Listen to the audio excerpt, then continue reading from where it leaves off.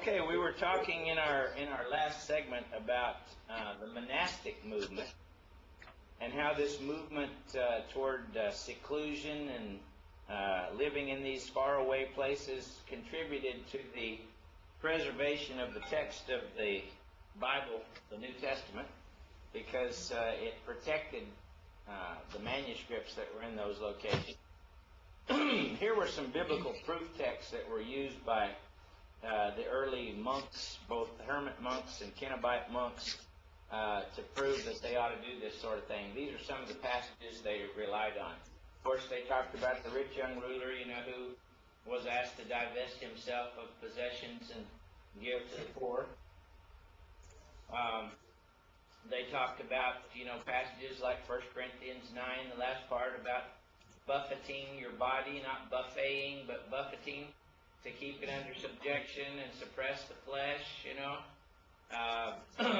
They talked about passages regarding fasting, like Jesus talked about fasting and prayer, passages about spiritual disciplines, like that. The fruit of self-control, this was a big deal. One of the fruits of the Spirit is ekkrateia, self-control, and that means the discipline of the self, the discipline of the body, telling yourself no about certain things.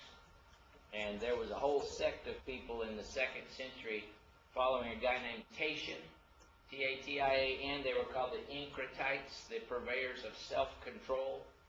This was part of what we would call the ascetic or monastic movement. Asceticism, A-S-C-E-T-I-C-I-S-M, asceticism. That is this idea of the suppression of the flesh, the suppression of the body, the enhancing of the spiritual over the fleshly. Different people of different religions have been ascetics, like Gandhi, and other people like that. Asceticism is not unique to Christianity. It's been practiced by different people, but they emphasize the passages about self-control, and they emphasize passages like the widows of 1 Timothy 5. Those widows in 1 Timothy 5 that were 60 years old, and they decided not to get married ever again and pledged their lives to Christ, and they were fully supported to do the work of the Lord. Passages like that were passages maybe that the community type monks zeroed in on. Some of the early ascetics or monks or people that emphasized this severe suppression of the flesh and retreat from society were people like Athanasius, Antony, Pachomius, Evagrius, John Cassian, Basil of Caesarea, Gregory Nazianzus, Gregory of Nyssa. These were different church fathers that were big into this movement in the Eastern Roman Empire early on. I already told you about the life of Antony, this famous book that was so popular that kind of got this movement fueled and everybody thinking about how great of a spiritual warrior Antony was and how they wanted to be like him. And he talked about how the different ways the devil attacked him and how he warded off different kinds of temptations. And, there's really some good reading in there for you about some of those things. It would be worth your while to read the life of Antony that comes from the writings of Athanasius. It would be an interesting book for you on certain levels. You could use it. This is some early artwork that tries to depict some of the hermit monks living in their caves out in the desert. See, this is the way they conceived of it. And of course, this happened throughout the Dark Ages. The hermit monk thing wasn't nearly as popular long term because that's a very hard life. You can't really survive very well on your own long term. So very few of those guys, ended up long term. But the Cenobite type monk, the community monks, that really took off in the Dark Ages. And there were numerous monasteries all around the Roman Empire, like the monastery of St. Catherine at the foot of Mount Sinai. where the great manuscript Sinaiticus was found. This is where Tischendorf found that 4th century manuscript that became so important in the work of people like Westcott and Hort, that were early pioneers of textual criticism. By the way, when we talk about textual criticism, we're not talking about criticizing the Bible. When we talk about criticism, the word critic comes from krisis or krino, the word in the New Testament that means to judge or decide. So textual criticism is the scientific judgment or decisions about what the text should say. What does the original text say? It's trying to get the uncorrupted, original, first-hand text of the New Testament. Remember when we talked about inspiration of the Bible? We said that the original autographs were inspired by the Holy Spirit so that what Paul or Peter actually wrote was exactly like God wanted it to be. See, if we believe that, then we should want to have the most accurate possible Greek and Hebrew text to translate from. If we believe that the original autographs were inspired by God. See? So we ought to be in favor of good, solid textual criticism. All right? Now, sometimes people just talk about biblical criticism, and they're talking about liberal scholarship of some kind. But technically, the term textual criticism refers to the restoring of the original text to the greatest degree of accuracy possible. See? That's textual criticism. It involves the study of manuscripts, the study of the comparing of those manuscripts, how errors arose from time to time in the text, how you can tell when there are errors and what is the original reading. It's a very interesting and exacting science, and it's a legitimate science. So just because somebody says textual criticism, that doesn't mean liberal necessarily. See, it depends on what the assumptions of the textual critic are. I have dabbled in textual criticism, but I'm nobody's liberal because I believe in the divine inspiration of the Word. All right, so these guys in the monasteries, the copying of the Word of God and any other literary work was largely done by scribal monks during the Dark Ages. One of the reasons for that was the monks were the only people that had an education. And the education was pretty much inside of the monasteries. In the church, that was where education was. If you wanted to get an education, you got it from a priest or from some kind of a cleric who knew how to read, maybe Greek or Latin or both or whatever, and maybe had read the classics. Very few people could do that. And so these were the ones that learned how to write, and they learned how to copy the manuscripts and transmit those manuscripts. Now there is an interesting geographical formation in Cappadocia. Cappadocia is up near the Black Sea. These are sandstone cone-like formations. They're rocks, but they're sandstone. And there are all kinds of caves in these things. And this was one of the places where a lot of these hermit monks during the early centuries took up their residences because these caves made good places for them to hang out, shelter in the wild. And so there have been some very interesting, you can find the old handwriting on the wall of these monks that they made. Other places, like at Mount Athos in Greece, you've got hermit places like this where some old hermit monk used to live centuries ago in the side of a mountain in a little bitty hovel like that all by himself. You have monasteries like the Eastern Orthodox Monastery of the Laura on Mount Athos in Greece. This has been there for centuries and centuries and centuries, and many manuscripts of the Bible have been kept and copied in places like this. A very different type of a regimen, though there are some similarities. These are Eastern Orthodox monks Roman monks are somewhat different, but both of them have rules and regulations that they live by in these communities.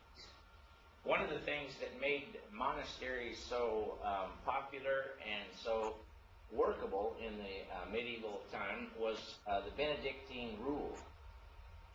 Benedict of Nursia, who lived AD 480 to 543, came up with a daily regimen of prayer times and activities that was sort of like, you have a schedule at summer camp and every day you follow the same schedule. These monasteries, they had at certain hours you did certain things, and it was very regimented. And it made it possible, it made it workable, it was very organized. And it had to do with different times of the day that they would get up and pray and say the scriptures and things like that. Vigils was at 2 a.m. I'd like to get up every day at 2 a.m. say prayers for 30 minutes or recite scripture for 30 minutes or whatever. Go back to bed and then get up again at 4:30 a.m. and say another round of prayers and chants and all that kind of stuff. And then get you a really good nap and then get back up at 6 a.m. at prime. And you do all that. Now usually at prime, I think that would be also when they had a little bit of breakfast. Maybe a hunk of bread and some ale or something like that.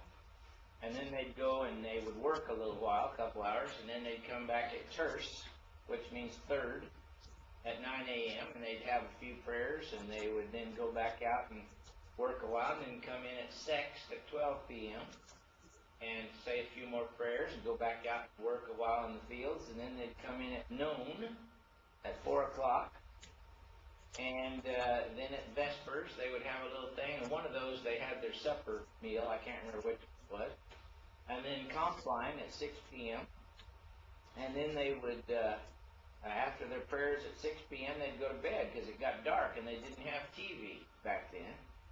And they'd go to bed and then they'd be up again by 2 a.m. and it's going all over again.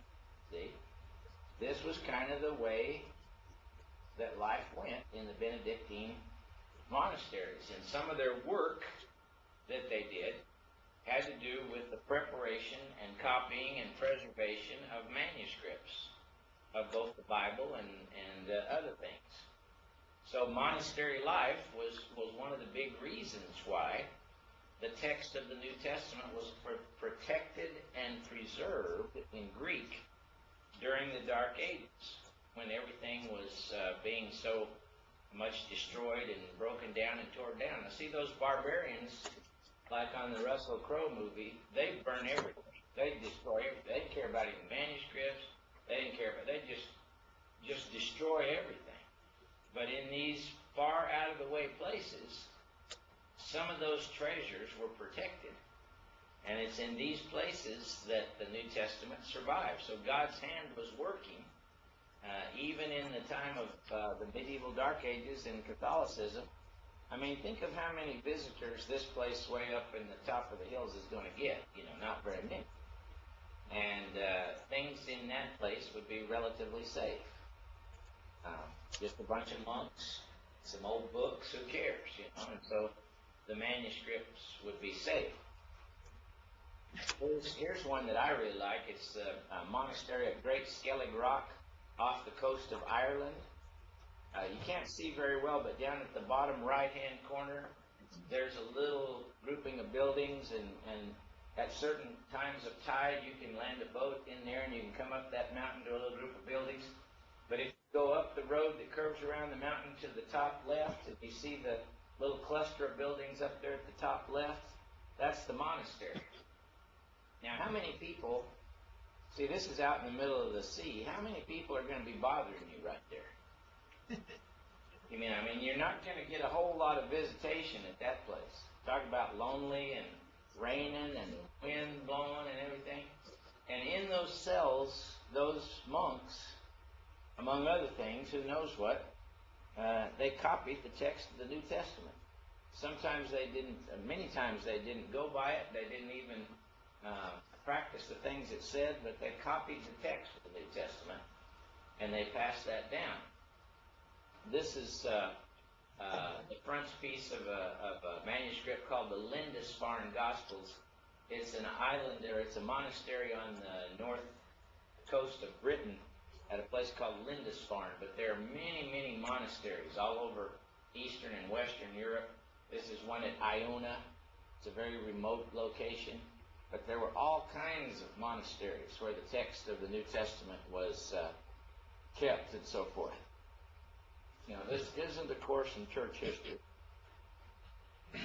So we're going to not go into Islam right now.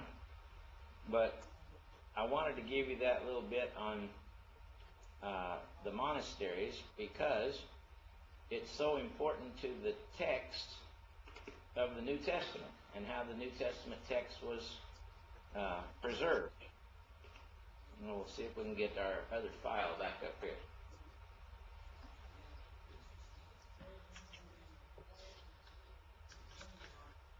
I'm not able to see when it's on your screen because that TV's not working back there.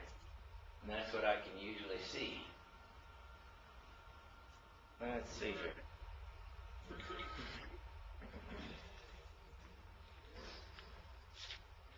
Should be coming. All right, this is, again, the monastery of St. Catherine at the foot of Mount Sinai.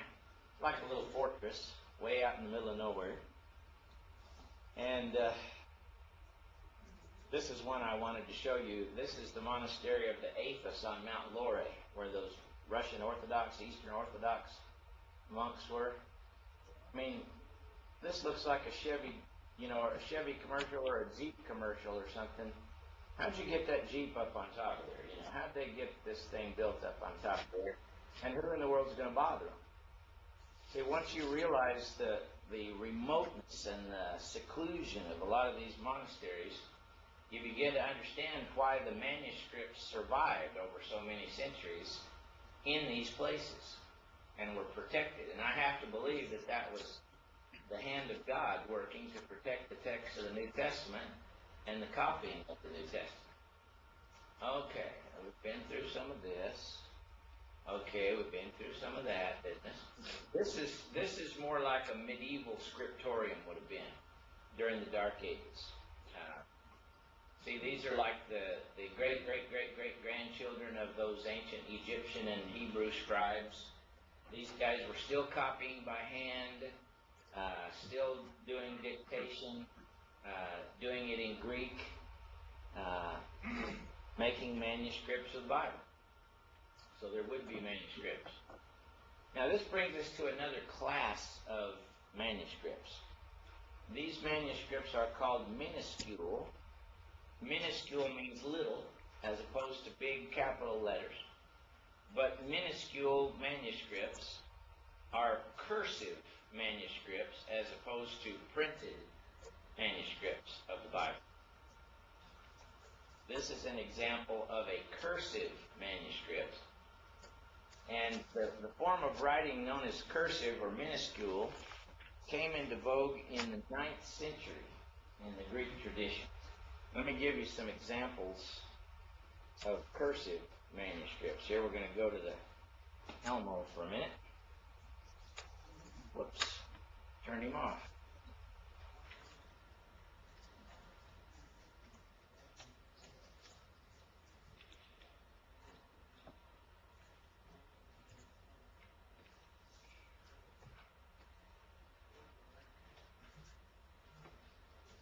And of course, this manuscript that I have on here, this is manuscript Vaticanus.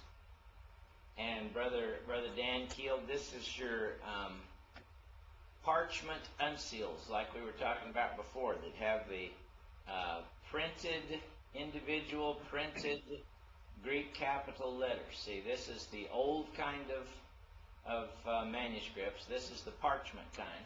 But it's the type of letters I'm talking about, the uncials, the individual printed capital letters. Well, see, in the 9th century, there was a great revision of the text of the Bible. See, this is another uncial manuscript with the individual letters. This is another uncial manuscript with the individual capital letters. All of these are uncial manuscripts. But, see if I can get over here to another variety.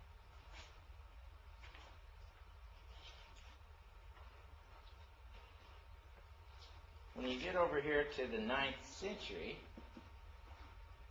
then we get into a different kind of script. Do you see how this script is different than that unsealed script? It's all run together.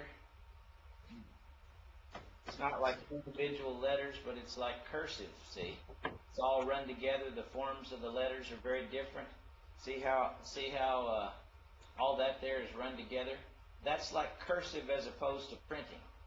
And see, the title up here on this manuscript is in this title up here is in unsealed script, the old kind. But the actual text down below is in the minuscule, the cursive type writing.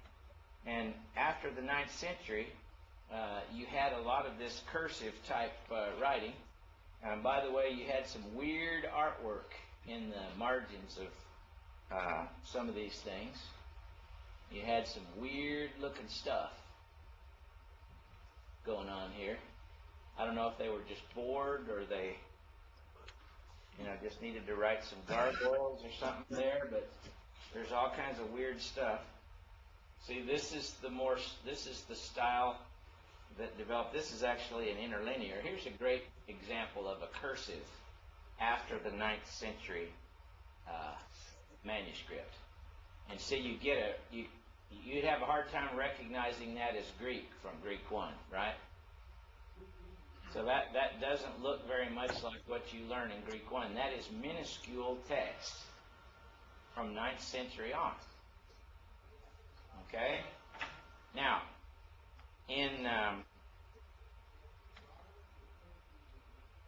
I want you to look at that, and then look at this. You see how neat and separate and capital letter and printed that is, and how run together and cursive that is? Can you see the difference without really knowing much about it? Yeah. Yeah, okay. This is minuscule text. The other is unsealed text. So minuscule, Brother Dan Keel, means cursive. And unsealed means printed. Okay? That's a good way to remember the difference. Minuscule is much later, 9th century and after. Unsealed is much earlier. Okay? Now, which ones of these do you think we have more of? The minuscules, because they're much later. And many more of them survive. Okay? Now, another thing you need to know about the 9th century thing, we'll go back to the other screen. In the 9th century, there was, for some reason, a great revision of the text. What that means is that copiers of the manuscripts, they had found enough variant readings in the earlier manuscript tradition that they said, we need to standardize the text. We need to kind of get all on the same page. So they had this big revision in the 9th century. They began using this different style of writing, and they combined a lot of stuff from the earlier manuscript traditions. You know, like the one in Luke where we had blessing in some manuscripts and praising in other manuscripts. After the 9th century revision, these minuscule manuscripts read blessing and praising. See? They put it together. So when you put two readings together, because you don't know which one is the original, that is called a conflated reading. A conflated reading. That means you found two different readings in the earlier manuscripts. You don't know which one is right. So you're afraid you're going to get it wrong, and so you just include both things in your new revision, so you won't leave anything out that you're supposed to. The problem with that is you end up putting some things in that were actually not part of the original. Now, these things don't amount to much, and they don't really make much difference doctrinally or whatever, but there are some of those types of readings that come into the late tradition. This tradition of of late minuscule manuscripts in the New Testament is called the Byzantine tradition. BYZ. There are basically 4 different types of text. And we'll talk about this some more in another class, but when you're reading in the footnote of the Greek New Testament, I'll show you here. Let's see here.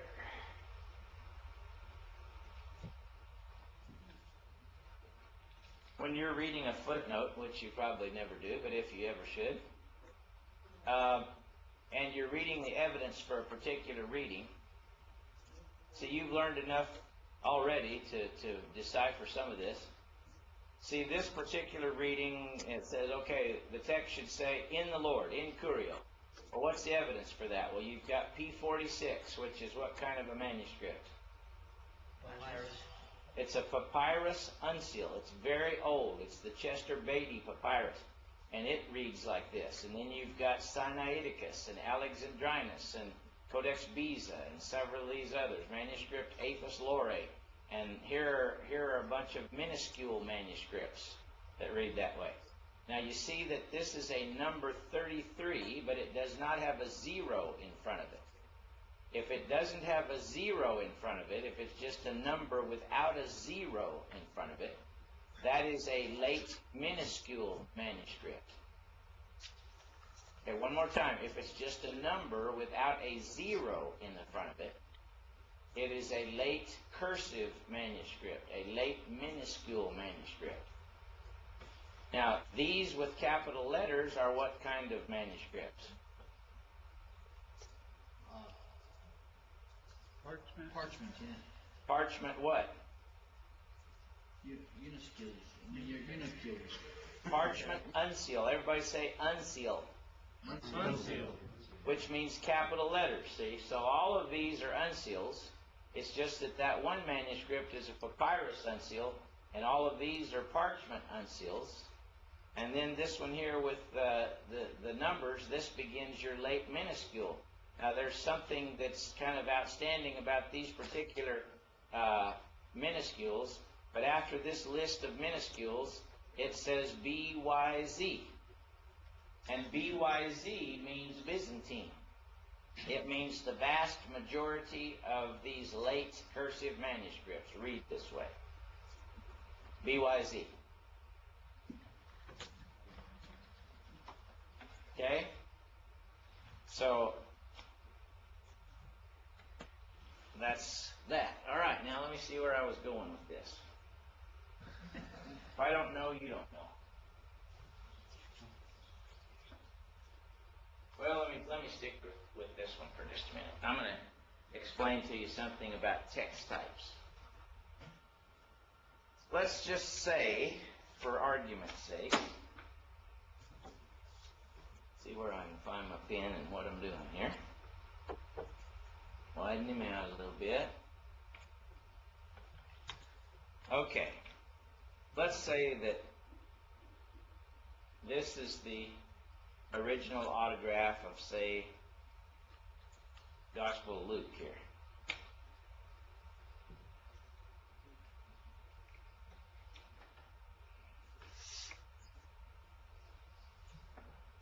All right, so here's our original copy.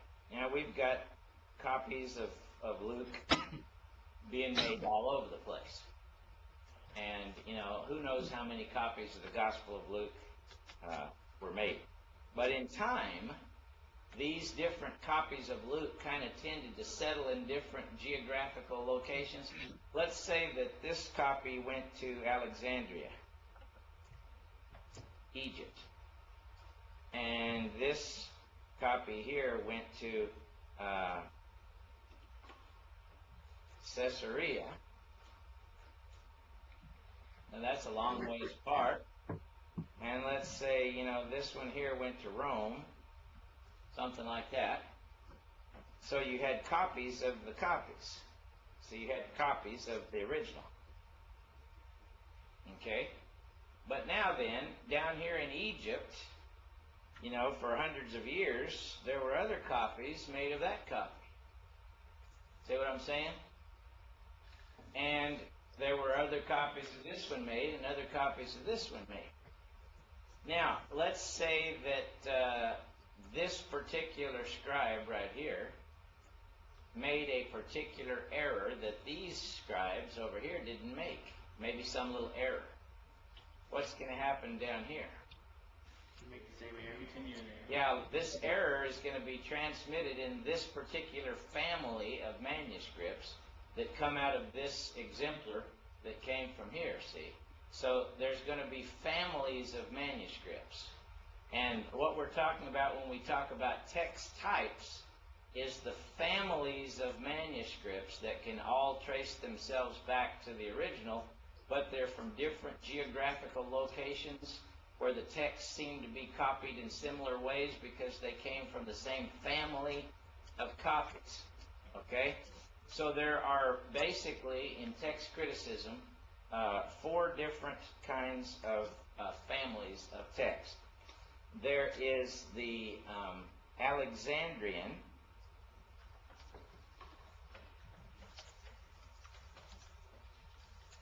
and some, Westcott and Hort were begging the question a little bit. They tried to call this the neutral family because this was their favorite family of texts. These were very professionally done manuscripts like Sinaiticus, Vaticanus, etc., the Alexandrian text.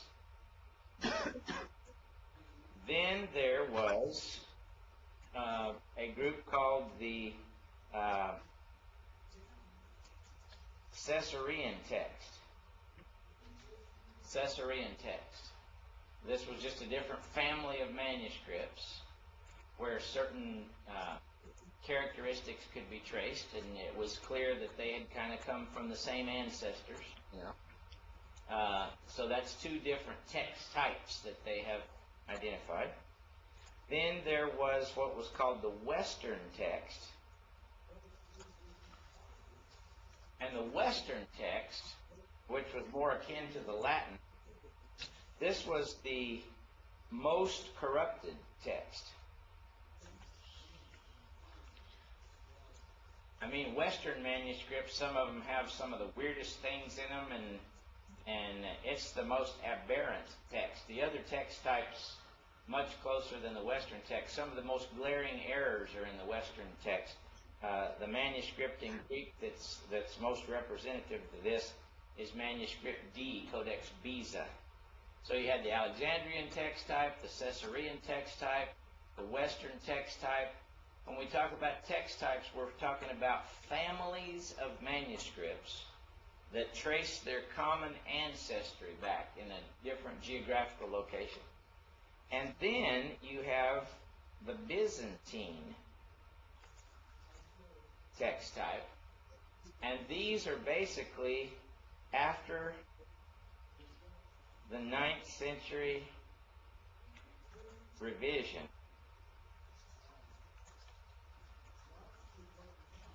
Okay? Now, when we get into how you can really be sure that a reading is an original reading, if you have a reading that is represented by all of these text types, then you can pretty well say that there's no doubt that that's the original reading. Bingo. You know. And most of them are that way. In the few cases where there's variation, let's say this variation is in a couple of text types. Well, that means that you better take a pretty hard look at that variation, because it may well be an original reading.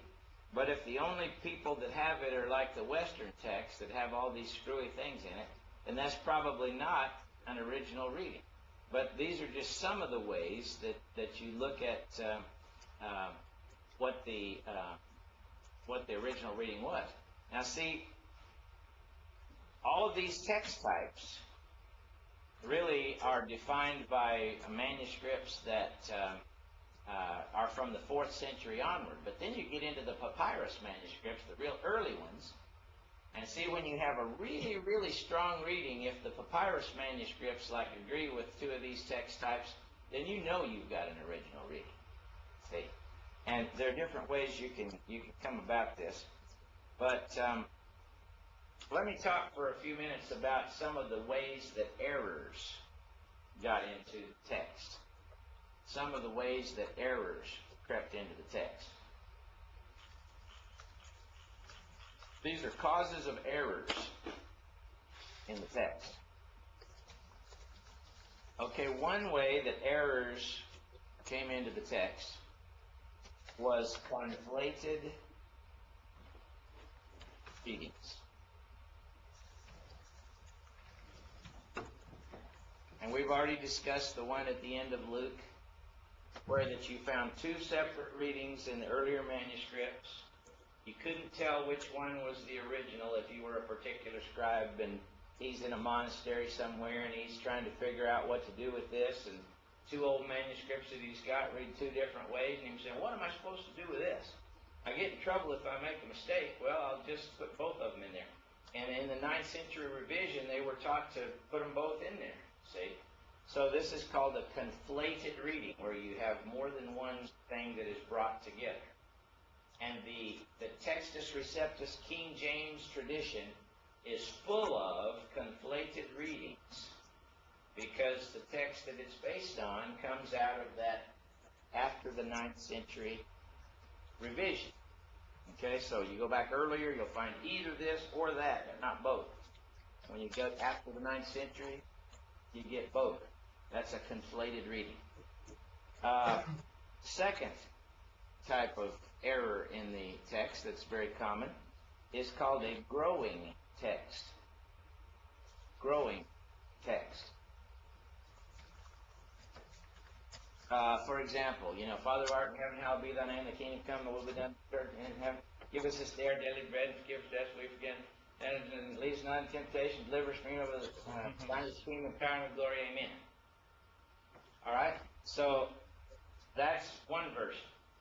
Then you go down a century or so or two, and then you'll find a text that says, for thine is the kingdom and power and glory forever.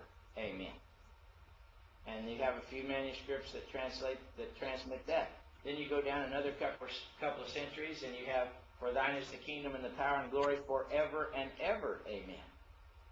And then you have some manuscripts that transmit that. Then you go down another century, for thine is the kingdom and the power and the glory forever and ever, world without end. Amen.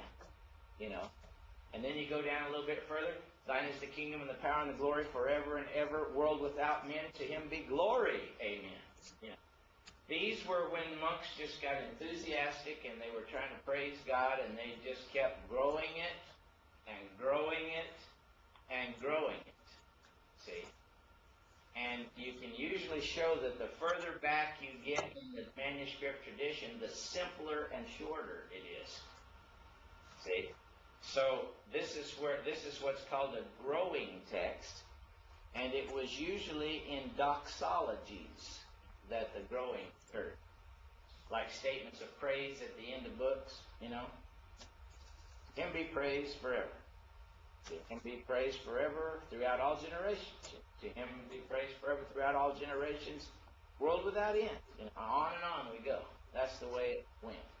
So this is one other variety of errors. The King James, it's really not King James.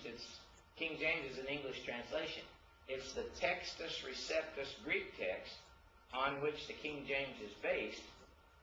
It has grown full blown. It's powered and gloried out the wazoo. And so you have those grown up, splattered out all over the place, doxologies and stuff, along with the conflated readings. Another thing you do, another type of error that came into the text, is making implicit things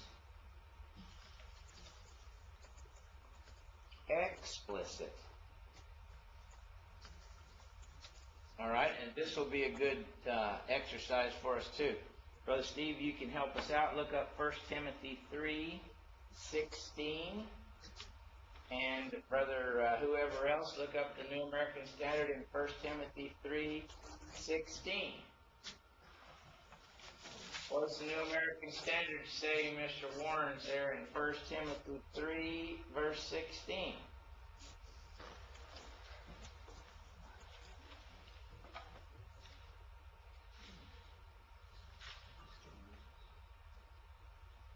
By common confession, great is the mystery of godliness.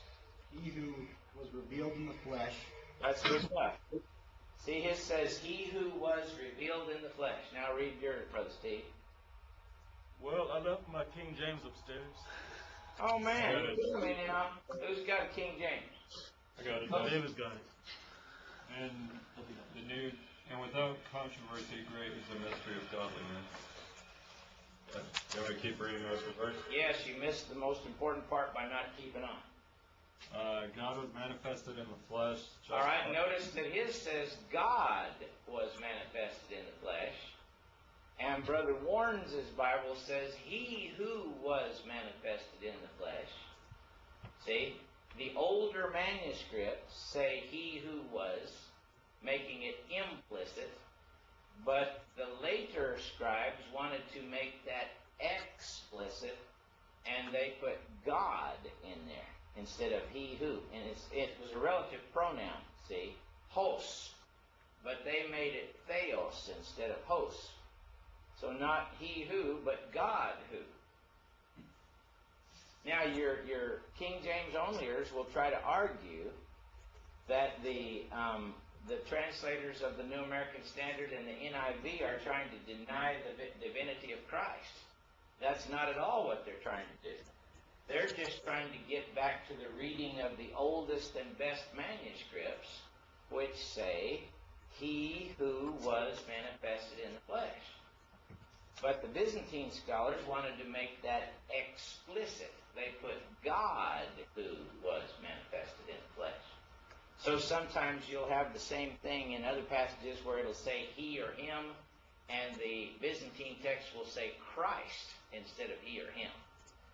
So what they end up doing is taking away our responsibility or ability to interpret what the he refers to in the context, and they make it explicit for us when it really is implicit in the original text. See what I'm saying? So the tendency of the Byzantine text is to make things implicit, or make things explicit, which were implicit. In other words, let me put this a different way. Dan? Do we Yes. have where they did this and got it wrong? No, if you read Metzger's text of the New Testament, he'll give you several examples of this type of thing. But mostly, what Westcott and Hort did is they studied thousands of these manuscripts, and they wrote this big long thing called the Proclivities of Scribes. And what they meant was, these are the types of errors that scribes tended to make. And they gave examples of those. And among those different examples of the types of errors that scribes made, these were some of the examples. And they showed that these later manuscripts tended to do this. And they gave numerous examples to back up what they were saying. See? So it's a matter of just looking through the manuscripts and saying, yep, you can see here where they did that, and see how it was earlier. Yep, I can see exactly what they did. So it's not like you're making this stuff up. When you lay it all out there and crunch it and compare them, you can see. Now, let me give you an example from a practical standpoint of a paper that I did one time that about smoked my chili that we had to do on this same line. I took a graduate course in New Testament textual criticism, and my assignment was to do a paper on Romans 8:28 and how the Greek text of Romans 8:28 was supposed to read, because there's a variant reading there. So in order to do this paper, I had to use microfilm. I had to go find microfilm of manuscripts. And you saw how those manuscripts looked, you realize that they don't have any chapters or verses. So I would have to go find, for example, the microfilm of Codex Vaticanus. And I would have to look through that microfilm and find the book of Romans. And then I would have to be able to read that unsealed script all the way through Romans to chapter 8. There were no chapters and verses, remember. And then I would have to read down and find verse 28. And then I would have to find what that reading was and copy it down and say, Vaticanus reads this way. Then I'd have to get me another microfilm and go through Codex Sinaiticus that way and Codex Alexandrinus that way and every other manuscript that I could find on microfilm and read those manuscripts. You see what I'm saying? All the way through. Some of them unsealed manuscripts or minuscule manuscripts or whatever, you know. Had to do quotations from the church fathers, etc., like that.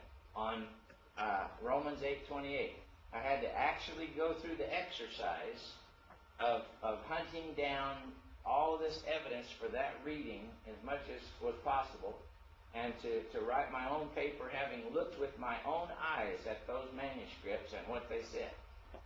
See what I'm saying?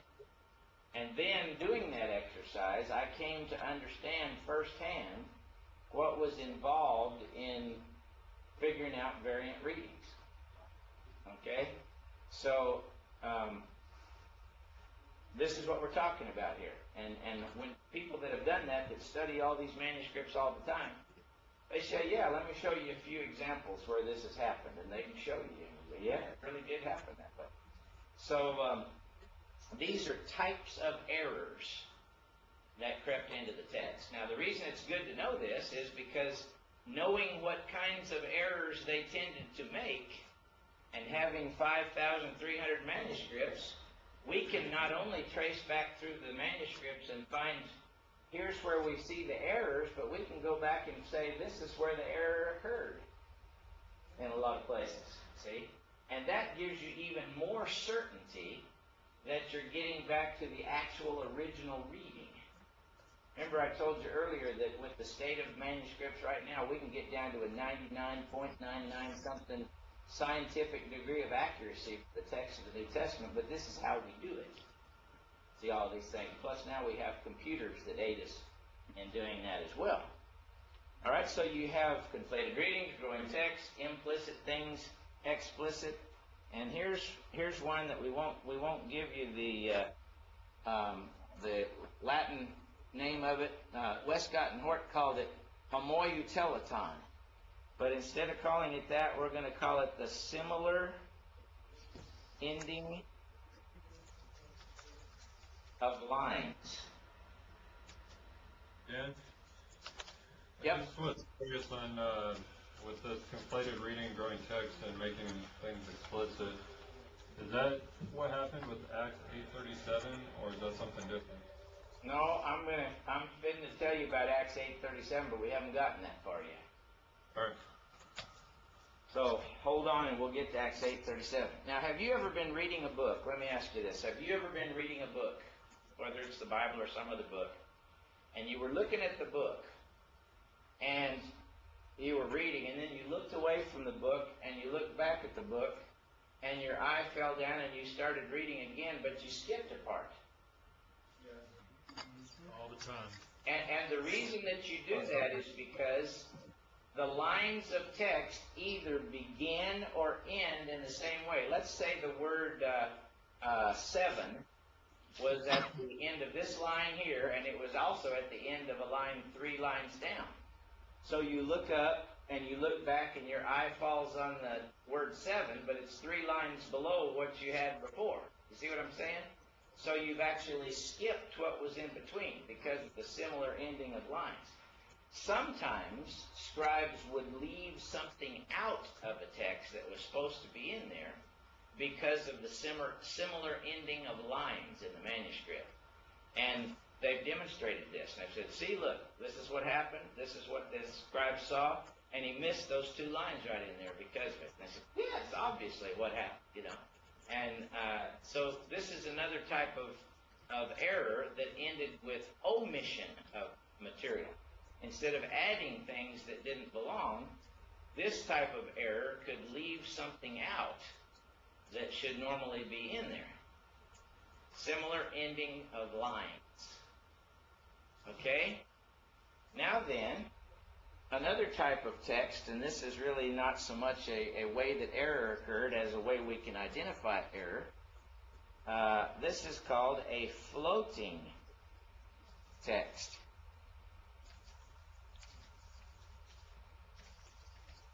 Everybody turn to John chapter 8.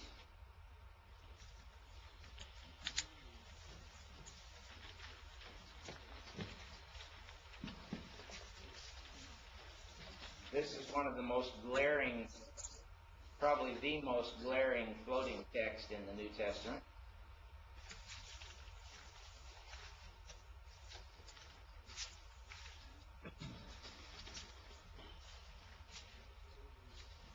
Now, see, here's my Greek New Testament. Look at here.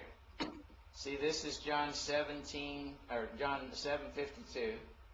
And they answered and said to him, "You are not also from Galilee, are you? Search and see that no prophet comes out of Galilee." Then you have a footnote there. So this is John 7:52. And then notice the next verse in my Bible is John 8, verse 12. See? John 7:52, John 8, verse 12. But what happened to John 7:53 through John 8:11, which isn't in mine? I look down here to the footnote in the Greek New Testament, and it says 7:53 to 8:11a, which means they're sure about it. Omit 7:53 to 8:11. Why in the world would you want to do that? Because it says,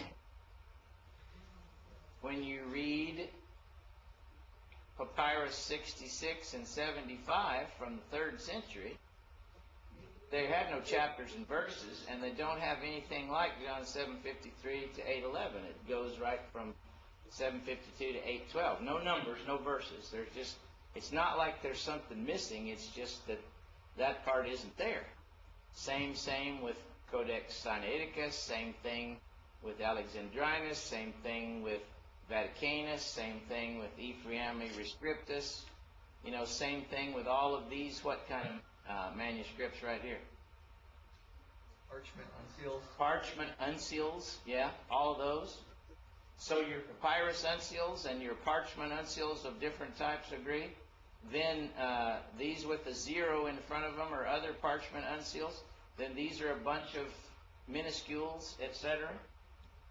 So, you know, all of this good evidence going way down here agrees that that wasn't part of the original text. Now, you have certain manuscripts that include the passage following 7:52, meaning that those manuscripts stick it in here. See, in between this verse and this verse, they stick this story. It's the story of the woman taken in adultery. That's the story that it is. Okay? So some manuscripts include it there. Now let's see which manuscripts include it. Well, we start out with manuscript D. And I told you that manuscript D, Codex Beza, is your most famous example of which text type? Western? The Western text type, which is known to have more flagrant errors in it than any other text type. See? Then you have some late minuscules that have it. But then let's go down here. See, each time you have a double slash, that means you have another possible reading. Include the passage with asterisks or obeli. What that means is, when the passage starts being included in the manuscripts, the scribes would put big stars around it or asterisks around it. Now, why do you think they did that?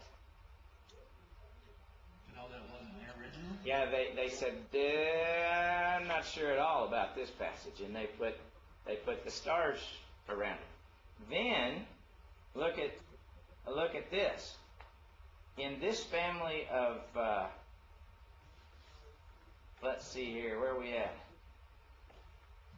in this manuscript, in this family, it says, include the passage at 8, 1 through 11, these, okay? Then look at this. After this, it says, include the passage after John 21, 24. In other words, include the story of the woman taken in adultery, but don't include it here in John chapter 7 and 8. Include it after the last part of John 21. So there's a family of manuscripts that includes it at the end of the Gospel of John. Wait a minute, it's moving around. Then, look at here. Here's another reading. It says, include the passage in the Gospel of Luke after Luke 21:38, and not in the Gospel of John at all. Whoa now. That dude is moving around. It's moving from John 8 to the end of John. It's moving to the end of the Gospel of Luke. Then here's another manuscript that says, include the passage after John 7:36. Move it back up earlier in the text of John 8. Okay, so not only do the earliest manuscripts not include it, but when it is included, it can't decide where to light. See, it's first here in chapter 8, then it moves to the end of the Gospel, then it's up earlier in chapter 7, then it's way over there in the Gospel of Luke. What does that tell you about this text in the manuscript tradition? Yeah, it was not part of the original Gospel of John. Okay, so now think of it this way. The Bible says not to add to or to take away from. So if we realize that something wasn't part of the Gospel of John when John wrote it, then do we want it or not? No. We want the inspired Gospel of John with no additions or subtractions. See?